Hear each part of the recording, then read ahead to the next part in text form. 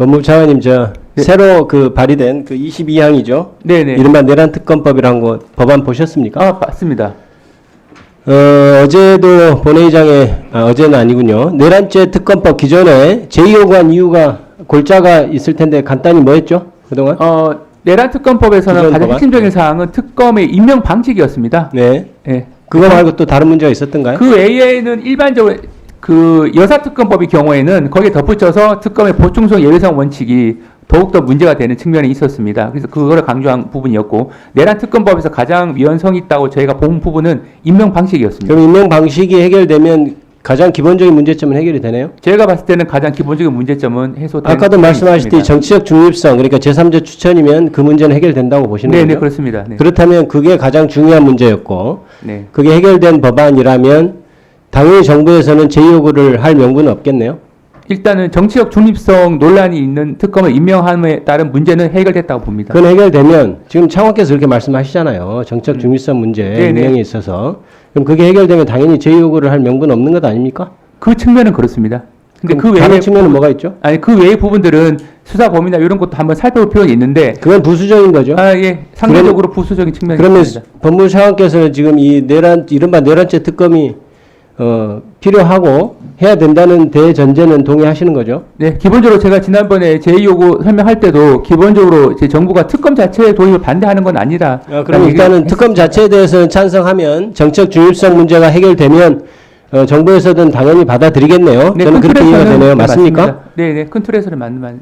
그러면 이제 기존의 정책 중립성 문제 이런 문제를 제기하고 지금 전 국민이 내란죄 특검이 빨리 출범해야 된다는 그 생각이 있기 때문에 민주당에서는 여러 가지 아무 판례상 문제가 없는데도 불구하고 대승적 차원에서 정말 이렇게까지 양보해도 되나 하는 생각으로 지금 양보를 한 법안이거든요. 네네. 그래서 지금 차관께서 말씀하신 그 정책 중립성 문제는 완전히 해결됐다고 저는 보고 있어요. 그런 네. 규정이라면. 네. 그런 점을 참작해서 정부에서 의결이 됐을 때 정부에서 다른 뭐 여타 부서를 가지고 꼬투리 잡아서 제2요구하고 그러면 안 됩니다. 알겠죠? 예, 잘 살펴보겠습니다. 명심하십시오. 주무장관으로서. 이해하겠습니다. 그리고 한 의원께서 동의원께서 꼭 신병을 확보하고 대통령을 기소해야 되냐 이렇게 얘기하는데 차관님, 네. 공수처에서 이게 체포영장 하기 전에 출석 요구 3번 한 거 알고 계시죠? 네네. 그 전에 사실은 검찰에서 수사를 할 때도 2번 출석 요구 했었어요, 그죠? 예, 그렇습니다. 그렇죠? 네, 그래서 맞습니다. 지금 제가 보기엔 공수처로 수사가 이관되기 전에 2개까지 포함해서 5번 출석 요구에 불응한 겁니다. 네네. 맞습니까? 네, 맞습니다. 체포영장이 왜 발부되었을까요? 체포영장 발부 요건이 뭡니까, 장관님? 출석 불응 또는 출석 불응 우려인데. 자, 그러면 공수처에서 지금 수사하는 것이 무리한 겁니까? 일단 체포영장이 발부됐기 때문에 그 부분은 적법하다고 법원이 판단한 체포영장을 청구하고 발부하던 행태가 무리한 거냐고 묻습니다.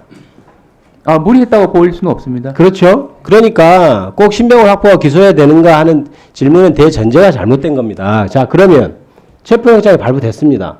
그러면 수사하는 기관은 어떻게 해야 될까요? 체포영장을 당연하게 집행할 책무가 있다고 공수처는 판단하고 있을 거고. 집행하지 않으면 어떻게 될까요? 아예 집행 자체를 안 하면 어떻게 될까요? 기본적으로 이 영장 자체가 물론 효력이 명령장이라기보다는 허가장 성격이 강하긴 합니다만 현재 수사 진행 상황으로 봤을 때는 수사기관 입장에서는 법원에 영장을 청구해서 발부받은 이상은 집행하는 것이 당연히 원칙이라고 집행해야죠. 생각합니다. 체포영장을 그럼 장난으로 받는 것도 아니고 당연히 체포영장을 청구해서 받는 것은 체포영장 집행을 전제로 하는 것이잖아요. 네네. 그래서 자 보십시오. 수사협조를 하는데 전혀 궤변만 내놓고 협조하지도 않고 출석하라고 하는데도 출석하지도 않고 5번이나 그래서 체포영장을 받았어요. 그럼 수사기관 입장에 당연히 체포영장 집행해야죠. 네. 그죠?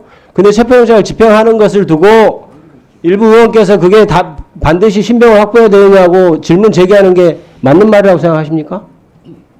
그 다른 의원들의 판단에 대해서 제가 뭐 이렇게 적절하다 그렇지 않다 평가할 수 아까 있지 개인적인 의견 않습니다. 말씀하셨잖아요. 개인적인 의견이 뭐예요? 저는 기본적으로 이제 체포영장을 청구해서 발부받은 이상 그 영장 자체는 적법한 것으로 고법원에서 판단한 것으로 생각하고 있습니다. 신병을 확보해서 뭐 기소를 하냐 마냐 이유를 대면서 무슨 대선기간 앞당기니 마니 이렇게 얘기하는 심지어 이렇게 얘기하는 분도 있습니다.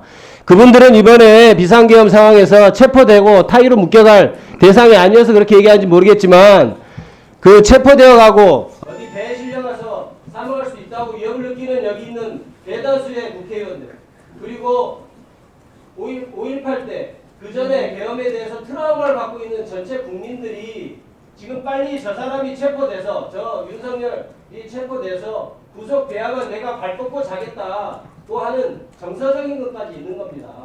그런데도 불구하고 왜 대통령에 대해서 신변을 꼭 확보하고 기소해야 하느냐는 궤변을 여기 있는 국회의원들이 늘어나서는 안 된다고 저는 생각합니다. 교변이 아니죠, 교변이. 궤변이죠. 차관, 아니, 제가 차관에게 질문하고 있습니다. 차관님 답변해 보세요. 시간 주세요. 네, 기본적으로 체포영장 청구돼서 발부된 사항이라 집행하는 부분에 대해서 원칙이라 생각하고 위원님들이 또 생각에 대해서는 제가 평가할 위치에 있지 않습니다. 네. 그